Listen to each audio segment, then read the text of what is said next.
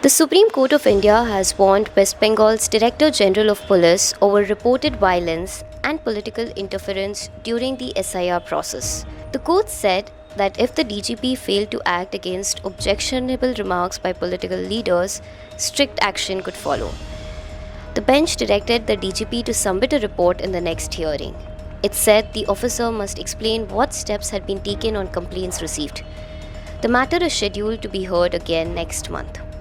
In a related development, the Calcutta High Court formed a committee to manage court work affected by the SIR exercise. Chief Justice Sujay Paul constituted the panel to oversee interim arrangements.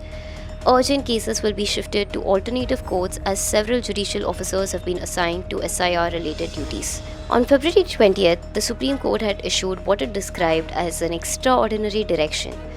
It ordered the deployment of serving and former district judges to assist the poll panel in the controversy surrounding the SIR process in West Bengal. The developments come amid heightened political tension in the state over the ongoing exercise.